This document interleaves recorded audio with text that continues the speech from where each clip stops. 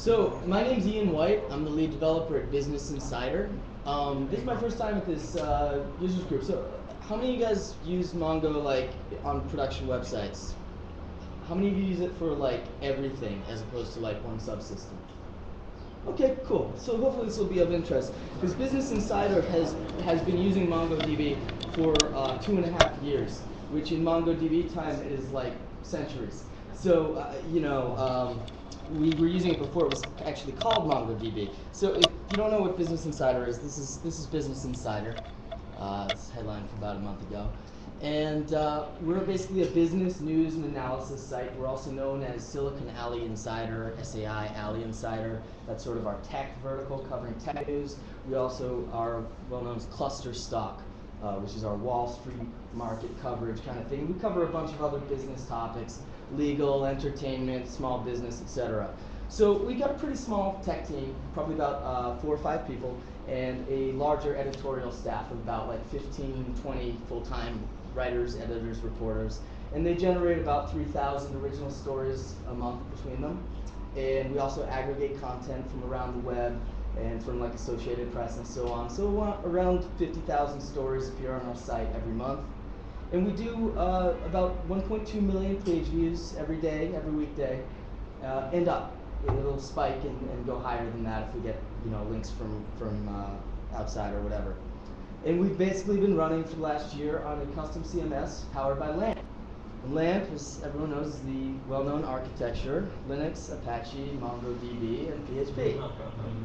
So how'd this happen? In the ancient times when the site started as just Alley Insider, mostly covering goings-on in the New York tech scene, it launched as AlleyInsider.com. They had no full-time tech. They were using TypePad, then movable type. It was one of the editors doing custom templates. It was basically a nightmare. So around this time, Tengen was doing a full cloud stack. So they had MongoDB database and also as well the like Babel web server, which is a project they've since sort of abandoned. And they were building sort of a blogging platform. And as sort of an experiment, Alley Insider switched away from TypePad movable type to the Tengen cloud stack. And somewhere in the middle of 2008, they realized they really needed someone to do tech full time. And so I was the first tech employee there. And I maintained, improved, and developed that on that cloud stack until we put together basically a big relaunch over like the last part of 2008. And we relaunched as BusinessInsider.com, completely killing our Google SEO in the process. But it was worth it. We're now Business Insider. And around that time, Tengen basically shifted its focus to really focus in on MongoDB and really nail that element of the stack. So around that time is when they started launching the language-specific drivers. The first version of the PHP driver, I think, was around March of 2009. And so around that time, I made the decision to go to the LAMP stack that we're on. We relaunched that in June 2009, and we all lived happily ever after that. That's basically the platform we've been on for the last year. So basically, the advantages of MongoDB to power everything on a site is we found it's been easier, simpler, and more rapid development, performance and scalability advantages, and it has a couple unique features that other databases don't have. So easier development. I mean, you guys work in MongoDB, so like the complex data structures, you don't have the impedance mismatch between the arrays, the hashes, the natural data structures we deal with in our programming languages versus having the table relational model. It's just, for my head at least, it makes things easier when I can think about data in one form as opposed to doing the work of translating back and forth between 2 different forms. So you don't need an object relational mapper. Certainly at the time that we built this, there was no framework support for what we were doing, so we really built something that was very lean, simple, and very close to the bone in terms of the way Mongo works. Array indexing, I love. It's very powerful for tags. Everything. You can almost reduce so many problems on the web to tagging. So we've got both user visible tags and also invisible tags that we use to flag, for example, where content is coming from, whether it's internal or external, that kind of thing. So Mongo's ability to index over arrays of strings has been really powerful for us. We don't have to worry about problems like SQL injection. We probably have about half as many tables in our system as we would with MySQL. And I've hired a few developers since we got this started, and they all had no experience with MongoDB.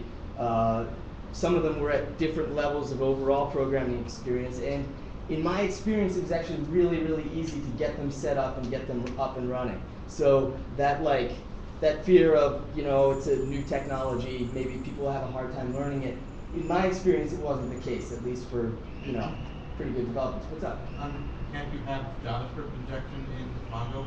Yeah, you can, but good Mongo practice is generally to avoid too much where clauses. I mean, if you can avoid it, like, wheres are very slow. So, and similarly with your map reduces, I just don't know how many situations you would have where you would actually be injecting into the code as opposed to passing in, variables. So there's actually no place in our code where injection could happen. We do use some wheres. We don't use MapReduce. We've got like a group clause, but we don't use MapReduce. So for the places where we use where, we just pass in variables. You get to pass in locally scoped variables along with the code, and the code is actually static, and there's no room for injection. It's the same thing if you use PDO or ADO. I mean, if you use any SQL injection. So I think that's the null argument. I think that's the null argument. Yeah, no, I mean, there's definitely truth to that. At the same time, we were building this from, when there were no equivalent to PDO or anything, and just to not even have the problem exist was kind of nice for us. They're not for Mongo.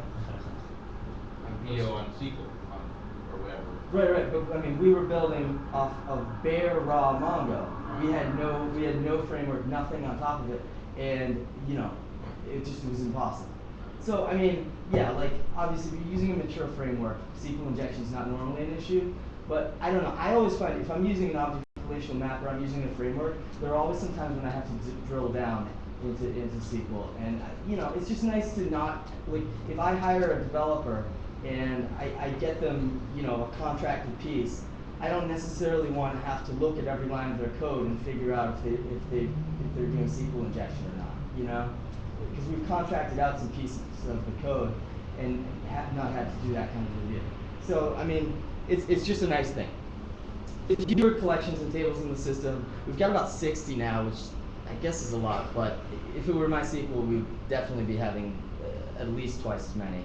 And easy for new developers to pick up. So this is our collections. You can see about a third of them are analytics. Some of the naming conventions have some cruft with them, but in general, we've tried to use the dot convention to try to get things. There's a little excerpt of what a post looks like in the system. And we found our deployment's been pretty easy for us. We release code once a week, which is pretty frequent. And the new code usually involves alters. It usually involves adding new fields that didn't exist before. And if we were using SQL, we would have to deal with keeping the different versions of the developers' databases in sync with each other, timing the alter with the release. We just haven't really had to deal with that. Now, occasionally we need two-phase migration scripts. I say this happens maybe once every other month. We have to do something where we can't just write code that can handle the null case, where we actually have to go through and make some changes to data. Maybe we have to move a whole bunch, we're launching a new vertical on the site, so we have to move a whole bunch of posts into the new vertical. And so then we'll have to have a migration script that goes with the release, and usually that'll be like a two-phase script. So phase one will run immediately prior to release. We'll do the release, the code release, and then phase two, we'll do whatever cleanup afterwards. So if we had to change the name of a field, maybe we would run a script that copied the field across the whole data set, immediately release, and then remove the old field, checking for fields that might have changed in the meantime. But we don't have to do that often. When I used to work with relational databases, I was doing alters constantly. I don't know about you guys. So typical page load on our site. We do a bunch of reads and writes. We load a settings document. We have a collection called settings, which has one document in it, and it just contains stuff that the editors can toggle on the fly. So stuff like which ads are turned on and off at any given time, the hot topics at the top of the page, basically little things that they can configure. And because that collection just consists of one document, Mongo will always just keep the whole thing in memory. So it's basically as fast as a cache. So we could probably just store that in memcache, but we store it in Mongo because it was just as easy to do. So if you're looking at a home page, or if you're looking at one of our posts, it'll load a home page document that says what the layout of the home page is and what posts are contained in it. Or if you're looking at a post, it'll load the post. And we're loading those live from the database because the database is so fast at just retrieving individual documents. If you're logged in, most of our users are not logged in, but if you are logged in, then we're going to load the user document. And again, this is all coming live out of the database. And then at the bottom of our page, we'll have a JavaScript beacon, which invokes our tracking code for our real-time analytics. And so that'll do multiple upsert with the inc command. So basically every page load is going to be at least 2 or 3 reads, sometimes actually a lot more than that, and maybe like 5 or 6 writes per page load. So for now, we're just actually running that all off of one box. We've just got a master slave, and the slave we're just actually using as a hot backup. So we're running it like usually between 5 and 10% capacity during the day, and that's with like 150 plus reads, 600 plus writes per second. I just checked it today during the middle of the day, and that's what it was running at. So we feel like we got a lot of capacity. It's nice to know that eventually we can shard, but we're kind of in no rush to do that and make that hardware investment because there's so many things we could do to scale up, like just in terms of the code. We could start doing reads off of the slave. I mean, that would be basic. That would be a few lines of code. There are probably some more opportunities to cache. We could like think about maybe not having, the settings collection. We could go into memcache instead. And if we just wanted to start sharding, we could easily put the real-time analytics on their own box. So there are a lot of options that we have before we actually go down the road of fully scaling out. So caching, basically, we do use a caching layer in addition to MongoDB. Why do we do it? MongoDB can cache almost as well as memcache, so you might think it's redundant, but it's basically just the best use of hardware. We've got these web server boxes. Memcached doesn't use that much CPU. MongoDB really wants a lot of CPU and RAM, so it's best for Mongo to be the only thing running on its box, and we can make efficient use of the web server boxes by having memcached running on them as well. So we cache in some cases. When do we do it? We never cache like find ones on individual documents because Mongo is so fast at returning individual documents, there's no point. But we will sometimes cache like multiple document finds, the category pages where you'll see all the posts on the site that are tagged iPhone. We'll cache that kind of thing. We'll cache every home page on the site because those are so frequent.